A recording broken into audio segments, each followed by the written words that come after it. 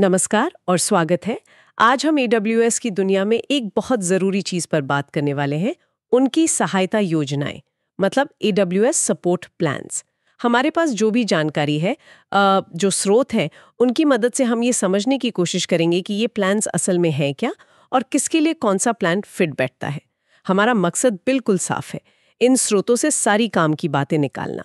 मतलब ये जो अलग अलग लेवल है सपोर्ट के, बेसिक से एंटरप्राइज तक, इनमें क्या मिलता है क्या नहीं, मदद कितनी जल्दी आती है और हाँ, सबसे ज़रूरी बात, जेब पर कितना असर पड़ता है, ये जानना बहुत ज़रूरी है ताकि जब आप AWS इस्तेमाल कर रहे हो तो सही सपोर्ट चुन सकें। बिल्कुल, क्योंकि देखिए जैसे जैसे हम AWS पर ज़्यादा निर्भर होते जा रहे हैं, ये जानना बहुत ज़रूरी हो जाता है कि अगर मान लीजिए कहीं कुछ गड़बड़ हो जाए, तो मदद कितनी जल्दी और किस लेवल की मिलेगी।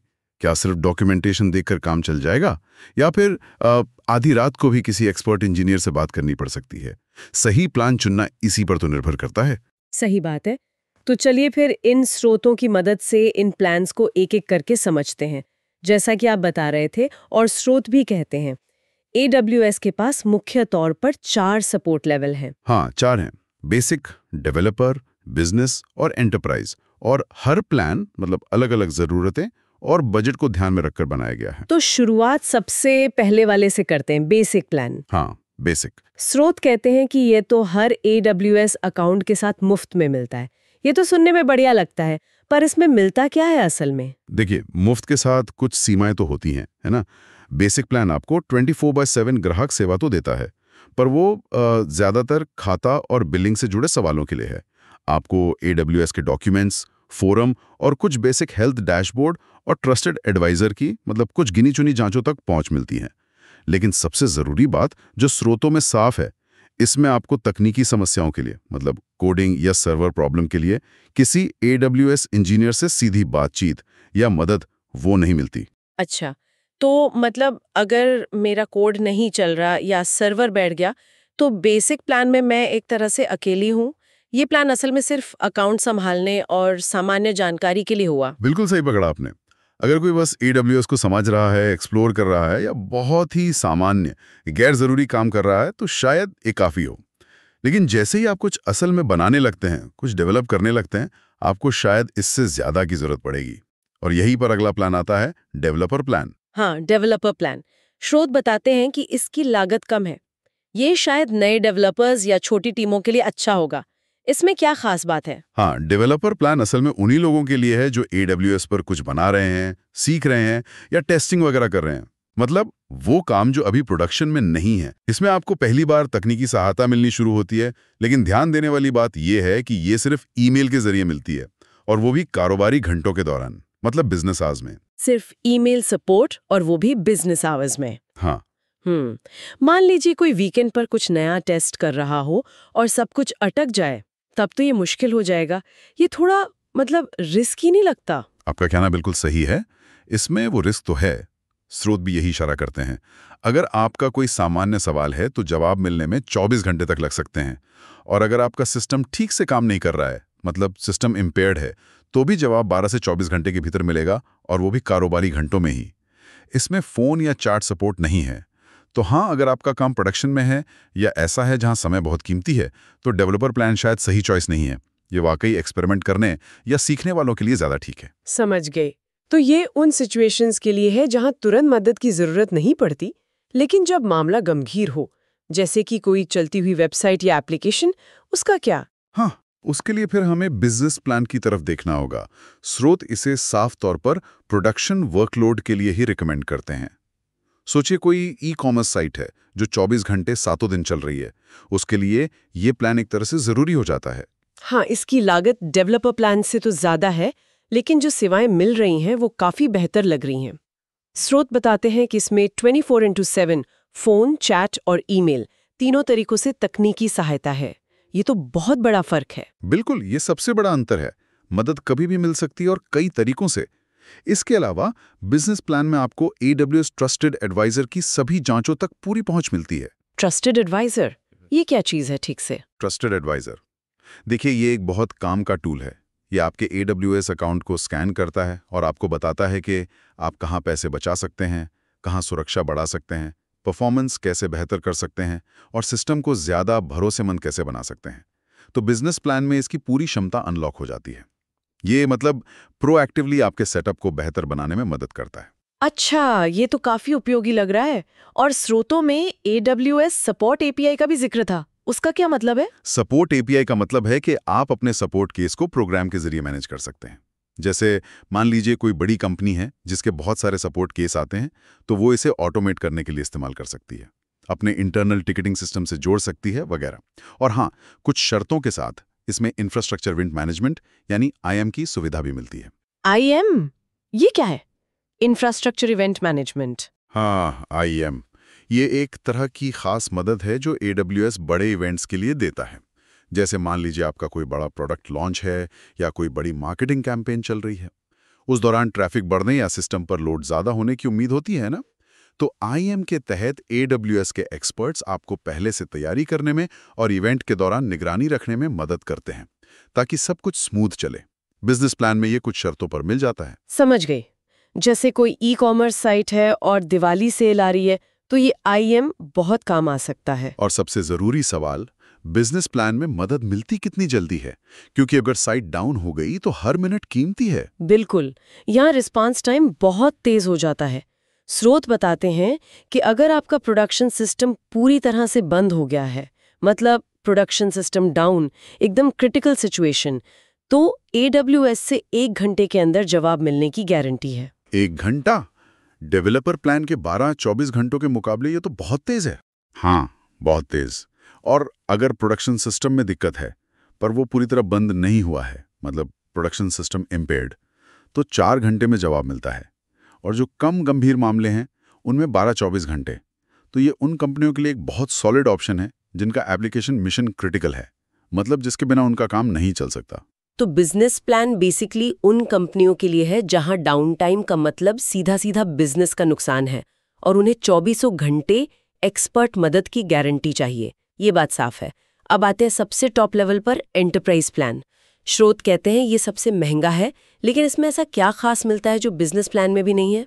एंटरप्राइज प्लान में देखिए, बिजनेस प्लान वाली सारी चीज़ें तो हैं ही, लेकिन जो चीज़ इसे बिल्कुल अलग और ख़ास बनाती है वो है एक समर्पित तकनीकी खाता प्रबंधक, यानी टेक्निकल अकाउंट मैनेजर, जिसे शॉर्ट में टैम कहते हैं।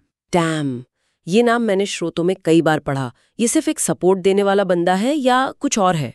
इसका असल काम क्या होता है? नहीं, टैम सिर्फ एक सपोर्ट कॉन्टैक्ट नहीं है, वो उससे कहीं ज़्यादा है।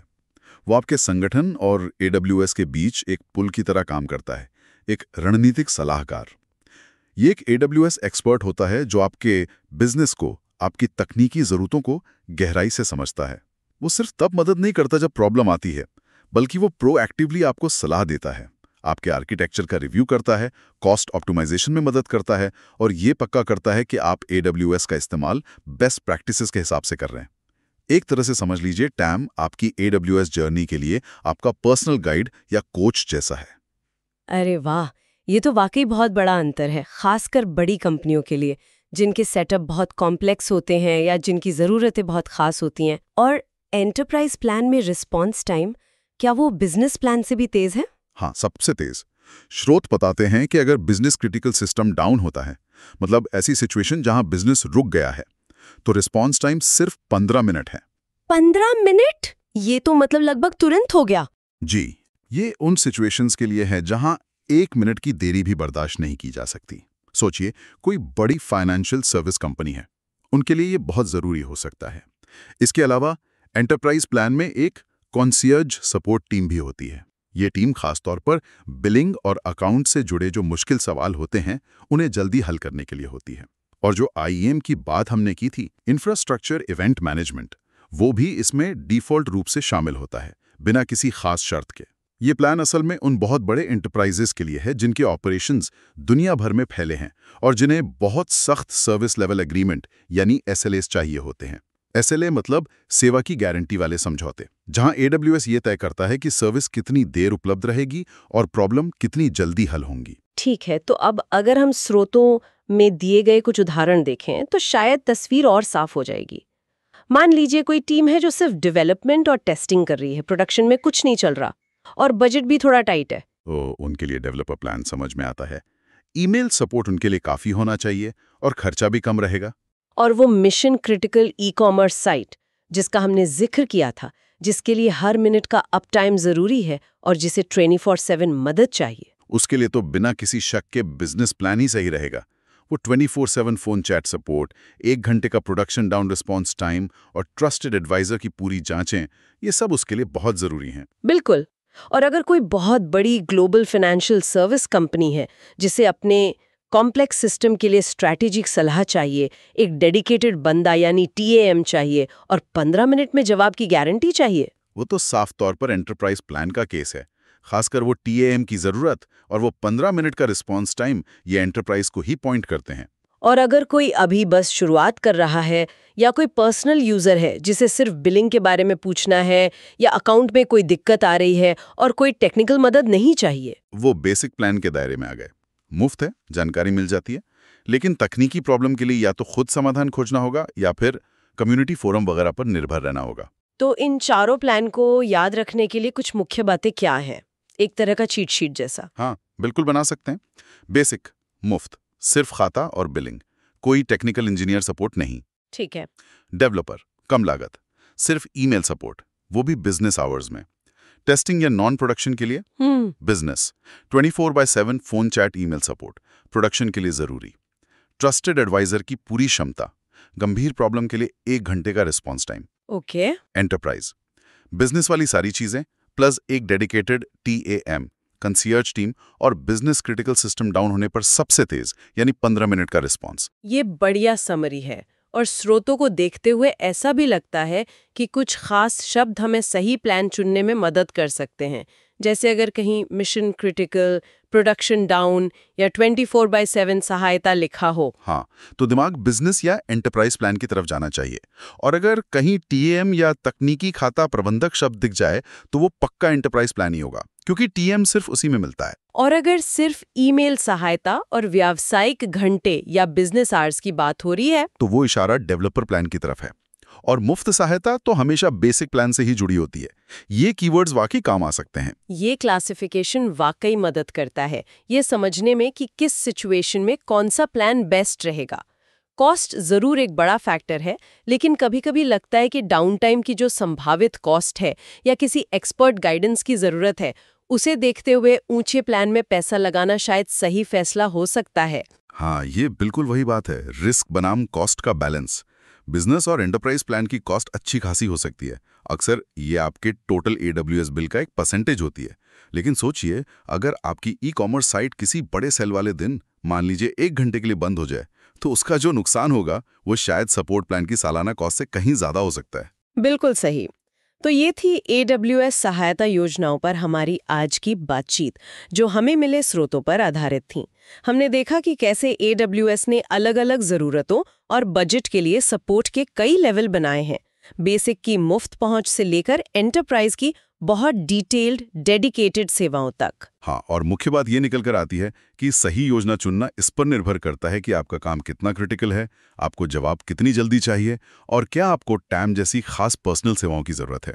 जैसा हमने देखा, डेवलपर प्लान ज्यादातर नॉन प्रोडक्शन के लिए ठीक है, जबकि बिजनेस और एंटरप्राइज प्लान प्रोडक्शन और मिशन क्रिटिकल एप्लीकेशंस के लिए बनाए गए हैं। और ये याद रखना भी जरूरी है कि ट्रस्टेड एडवाइजर जैसी सुविधाओं का फायदा भी प्लान के साथ बदलता है। बेसिक और डेवलपर में तो बस कुछ ही जांचें मिलती हैं, जबकि बिजनेस और एंटरप्राइज में पूरी पहुंच होती है। और ये आपके पैसे बचाने, सुरक्षा बढ़ाने, परफॉर्मेंस सुधारने में लगातार मदद कर सकता है। बिल्कुल। आज की इस बातचीत से एक सवाल मेरे मन में आ रहा है, जिस पर शायद हमारे श्रोता भी सोच सकते हैं। जब कोई कंपनी सपोर्ट प्लान चुनती है तो वो लागत और सेवा के लेवल के बीच वो सही बैलेंस कैसे ढूंढती है? क्या हमेशा सबसे महंगा यानी एंटरप्राइज प्लान लेना ही सबसे सेफ रास्ता है? या अगर टीम के अंदर ही काफी टेक्निकल एक्सपर्टीज है तो क्या कम लागत वाला बिजनेस प्लान भी काफी हो सकता है, भले ही उसमें TAM ना हो? ये सिर्फ एक टेक्निकल सवाल नहीं है, ये एक जरूरी बिजनेस स्ट्रेटजी का हिस्सा है। ये वाकई सोचने वाली बात है। इस पर विचार किया जा सकता है।